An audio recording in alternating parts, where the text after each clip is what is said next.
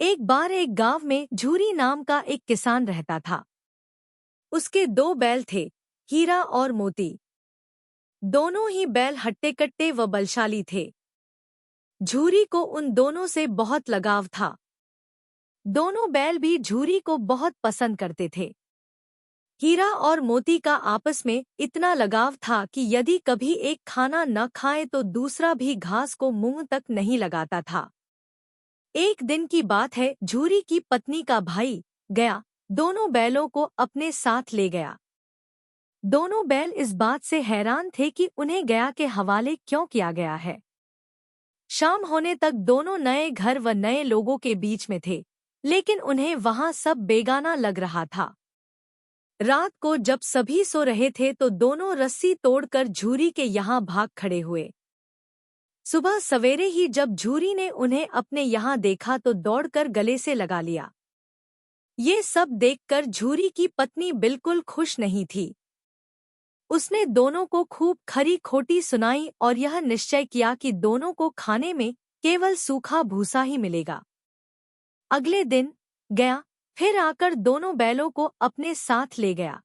गया पिछले कल की घटना से बेहद क्रोधित था, इसलिए उसने वहां भी दोनों को खाने के लिए सूखा भूसा ही दिया।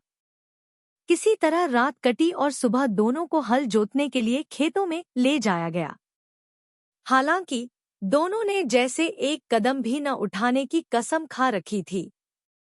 दोनों की खूब पिटाई हुई। रात को खाने में फिर भूसा मिला। दोनों निराश खड़े थे कि तभी वहां एक छोटी सी लड़की आई और दोनों को एक एक रोटी खिलाकर चली गई। एक एक रोटी से दोनों का पेट तो नहीं भरा, लेकिन उनके दिल को सुकून जरूर मिल गया था।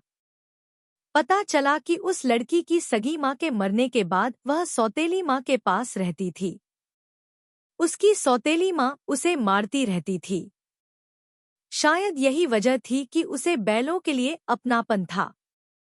दोनों उस छोटी लड़की के बारे में सोचकर चुपचाप अपना समय बिताने लगे। एक रात दोनों ने सलाह करी कि वे दोनों गले में बंधी रस्सी को चबा कर तोड़ देंगे और वहां से भाग जाएंगे।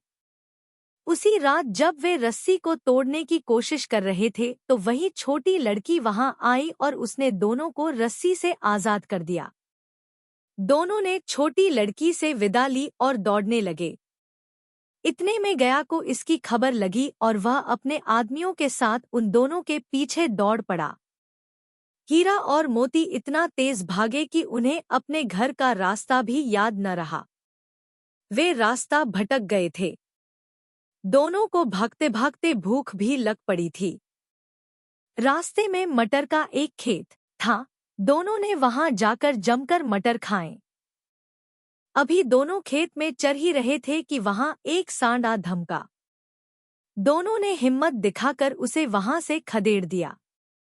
इतने में मटर के खेत के सेवक हाथों में डंडा लिए आ पहुंचे।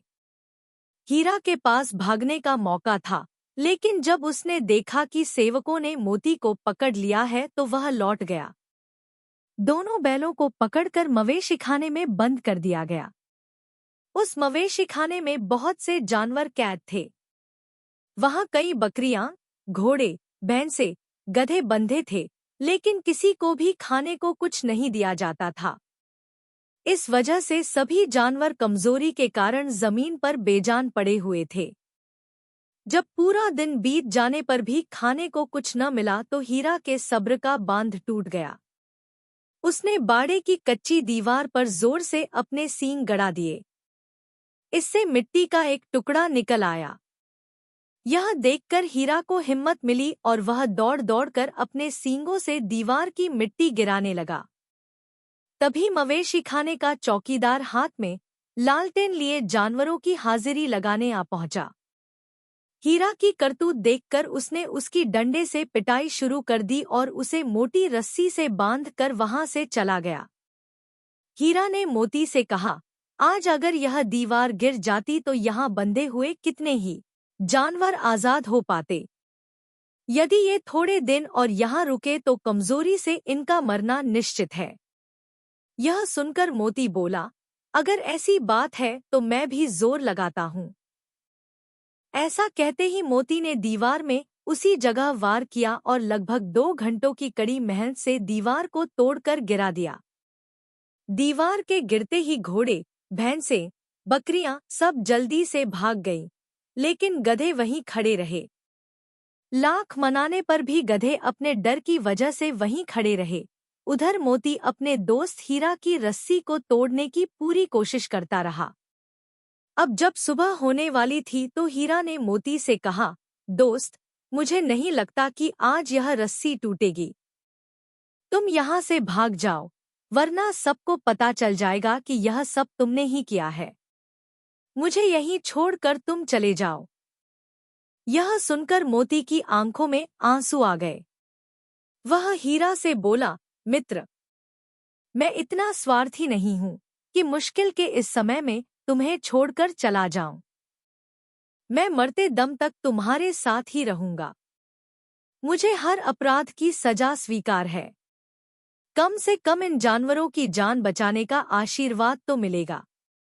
इतना कहकर मोती ने गधों को सींग मारकर बाड़े से भगा दिया और स्वयं हीरा के पास आकर सो गया। सुबह होते ही चौकीदार, मुंशी व अन्य सेवकों को जब इसकी भनक लगी तो मोती की खूब मरम्मत हुई और उसे भी मोटी रस्सी से बांध दिया गया। लगभग 1 हफ्ते तक दोनों वहीं बंधे रहे, लेकिन उन्हें खाने को कुछ नसीब नहीं हुआ। उन्हें केवल पानी ही पिलाया जाता। दोनों की हड्डियां निकल आई थी। एक दिन बाड़े के सामने उनकी नीलामी शुरू हुई, लेकिन वो दोनों इतने कमजोर थे कि उन्हें खरीदने के लिए कोई तैयार नहीं था। तभी एक आदमी सामने आया और दोनों बैलों को टटोलने लगा। मुंशी से कुछ मोल भाव करने के बाद वह उन दोनों को लेकर चल पड़ा। दोनों बैलों की नीलामी हो चुकी थी। हीरा और मोती दोनों डरे हुए थे। उनसे चला भी नहीं जा रहा था, लेकिन डंडे के डर से बेचारे उस आदमी के साथ साथ चलने लगे। सहसा दोनों को महसूस हुआ कि यह वही रास्ता है जहां से गया उन्हें ले गया था। वही खेत, वही रास्ता और वही कुआं तो है जहां पर वे हल जोतने आया करते थे।